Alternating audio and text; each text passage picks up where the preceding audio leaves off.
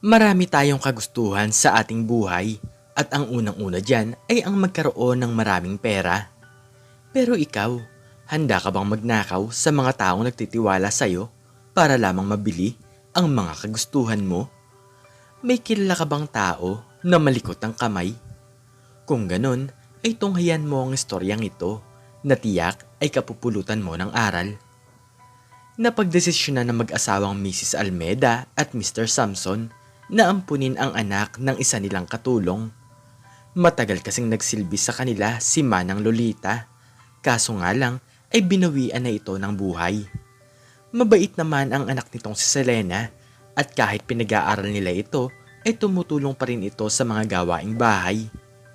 Itinuring ito ng mag-asawa na parang sariling anak kaya kumuha pa sila ng bagong kasambahay. Si Manang Carlita na kung tawagin nila ay Lola Lita. Lola Lita, hindi naman po kami malupit sa aming kasambahay. Kumain lang po kayo kung gusto nyo at magpahinga lang po kayo kung pagod na po kayo. Nakangiting sabi ni Mrs. Almeda. Maraming salamat po ma'am. Ibigay nyo lang po ang buong tiwala nyo sa akin dahil pagsisilbihan ko po kayo ng maayos. Sagot ni Manang Carlita. Nako, Lola Lita, huwag niyo na po kami tawaging Miss Almeda at Mr. Samson. Tawagin niyo na lang po kami sa aming mga pangalan. Kayo po ang dapat naming igalang. Pagsingit ni Mr. Samson. Ipinakilala din nila ang kanilang mga anak, pati na rin ang bago nilang kasama sa bahay na si Selena. Sa unang araw pa lamang ay nagkasundo na si Manang Carlita, pati na ang dalaga. Lola Lita, huwag po kayong mag-alala dahil tutulungan ko po kayo sa mga gawaing bahay. Nakangiting sabi ni Selena. Nakita naman ng matanda na nagbubulungan ang dalawang anak ng kanyang amo matapos itong sabihin ng babae. Sip-sip talaga yung babaeng yan. Akala mo kung sino? Bakit ba kasi yan pinatuloy ni Mami at Daddy? Nakasimangot na sabi ni Alfred. Hindi ko nga din alam kuya. Hindi talaga maganda ang pakiramdam ko simula nang dumating yan dito sa ating bahay. Tuwing kasabay natin siyang kumakain ay para siyang isang baboy. Sagot ni Andrea. Hindi kasundo na magkapatid ang anak ng namayapa nilang dating kasambahay. Kung ano-ano ang sinasabi nila dito at madalas nilang itago ang kanilang mga kagamitan. Napayuko na lamang si Selena dahil rinig na rinig ni Manang Carlita ang sinabi ng dalawa. Lola Lita, ganyan po talaga sila sa akin pero hindi ko na lamang po sila pinapansin. Wala naman po akong ginagawang masama. Malungkot na bulong ni Selena. Ngunit kahit na mahina ang pagkakasabi ng babae ay narinig pa rin ito ng magkapatid. Huwag po kayong maniniwala sa kanya. Noong nakaraan po ay nawala ang aking pera at siya lang naman ang pwedeng magnakaw. Galit na sabi ni Andrea. Sige na, huwag na kayong mag-away-away. Pag-usapan nyo na lang ng maayos. Selena, totoo ba ang sinasabi nila? Tanong ni Manang Carlita. Hindi po totoo ang bagay na yan. Binibigyan naman po ako ng pera ng kanilang mga magulang. Kaya bakit ko pa po magagawang magnakaw? Umiiyak na sagot ng babae. Maya-maya lamang ay dumating si Miss Almeda at Mr. Samson. Tinanong ng mga ito ang nangyayari kaya nagsimulang magpaliwanag ang matanda. Ikaw, Andrea, palagi mo nalang pinagbibintangan si Selena. Sigurado ka ba na siya talaga ang kumuha ng iyong pera? Nakita mo ba siya? Kung saan-saan mo nalang kasi pinapatong ang gamit mo, tapos kapag nawala ay iba ang sisisihin mo. Pangaral ni Mr. Samson. Napatahimik na lamang ang babae sabay tumingin ito ng masama kay Selena. At ikaw naman Alfred, bakit kinukonsinti mo pa ang kapatid mo?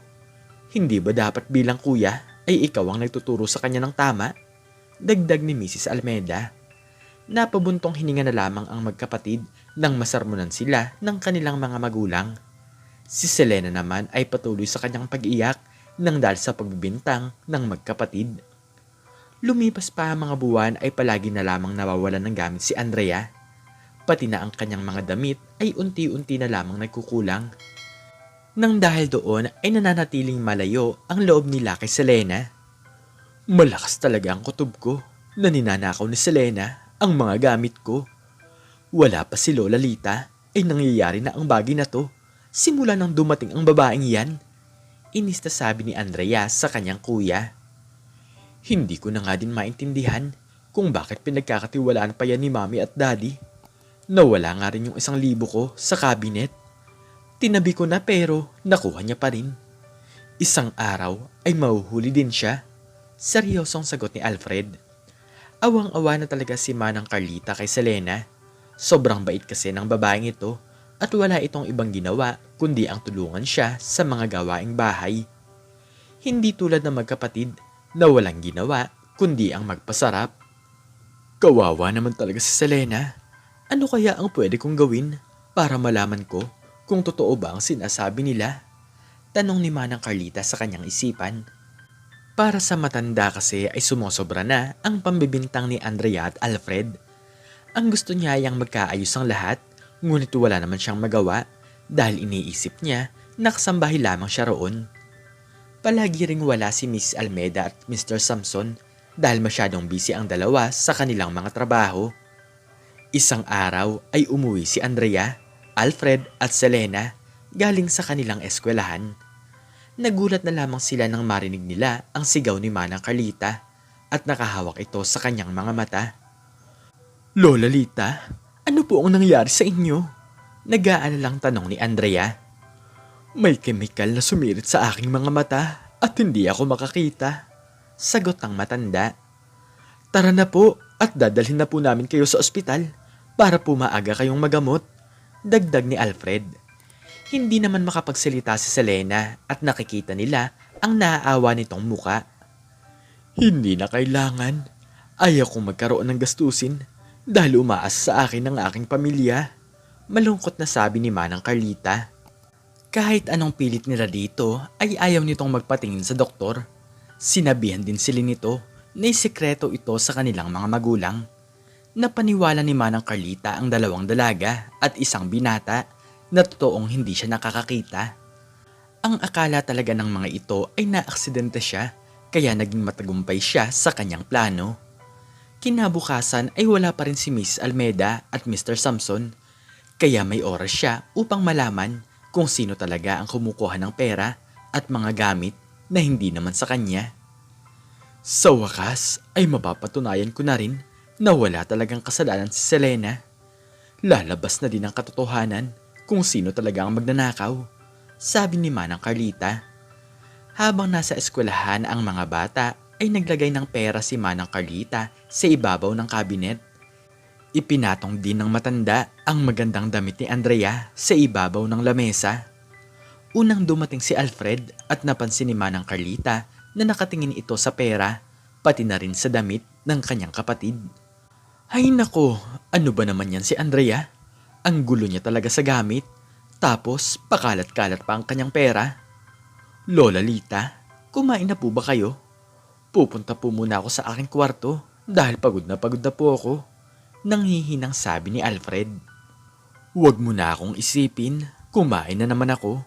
Huwag kang mag-alala dahil nagpapahinga lang ako. Sa tingin ko naman ay makakakita na ako sa mga susunod na araw.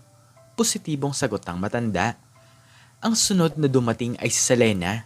Bago ito pumunta sa kanyang kwarto ay kinausap muna nito si Manang Carlita. Lola, okay na po ba ang inyong pakiramdam? Huwag po kayong mag-alala dahil ako na po muna ang bahala sa lahat ng gawain. Nakangiting sabi ni Selena. Sige lang iha, maraming salamat. Nakauwi na nga pala si Alfred at si Andrea na lang ang wala. Sagot ng matanda. Nang dahil doon ay tingin ng tingin si Selena sa paligid at pinagmasdan niya ang mga mata ni Manang Carlita. Nagtataka na talaga ang matanda sa ikinikilos ng dalaga pero ipinagpatuloy nito ang kanyang pagpapanggap. Sa wakas, mabuti na lang at hindi nakakita si Lola Lita, sabi ni Selena sa kanyang isipan. Dahan-dahang kinuha ni Selena ang pera at inilagay niya ito sa kanyang bulsa. Papunta na sana sa kwarto ang babae, ngunit nang makita nito ang damit ni Andrea, ay dahan-dahan itong binalikan ng dalaga. Doon ay naging malinaw na ang lahat kay Manang Carlita na hindi mo pala basta-basta masasabi kung sino ba ang nagsasabi ng totoo. Malaki ang tiwala niya kay Selena, ngunit ito pala ang gumagawa ng masama. Hindi ko talaga inaasahan ang bagay na to. Mali pala ako sa aking inaakala. Akala ko talaga ay si Alfred ang kumukuha ng mga gamit at pera na hindi naman sa kanya. Sabi ni Manang Carlita habang umiiling-iling ang ulo nito. Maya-maya lamang ay nagulat ang matanda nang umuwi si Andrea at kasama nito ang mag-asawa. Almeda, Samson, hindi niyo naman sinabi na makakauwi pala kayo. Sana ay nakapagluto ako ng masarap na ulam. Pagbati ni Manang Carlita. Lola Lita, magaling na po pala kayo. Masayang boses ni Andrea. Bakit? Ano ba ang nangyari? May sakit po ba kayo? Nagtatakang tanong ng mag-asawa. Ipinliwanag ng matanda kung ano ang totoong nangyari. Gulat na gulat si Andrea nang malaman ang katotohanan. Nakahinga ito ng maluwag matapos sabihin ni Manang Carlita kung sino talaga ang magnanakaw. Almeda, Samson, hindi ko din lubos maisip na magagawa ni Selena ang tungkol sa bagay na to. Malungkot na sabi ni Manang Carlita. Ipinatawag ng mag-asawa si Alfred pati na rin si Selena. Kinausap nila ang mga ito, ngunit nawala na ang tiwala nila kay Selena matapos nilang malaman ang sinabi ng matanda. Selena, nagtiwala kami sa'yo, pati na rin sa mga sinasabi mo. Ang akala namin ay totoong nakakaawa ka, pero tama pala ang sinasabi ng aking mga anak. Pinatira ka namin dito sa bahay at itinuring na parang anak.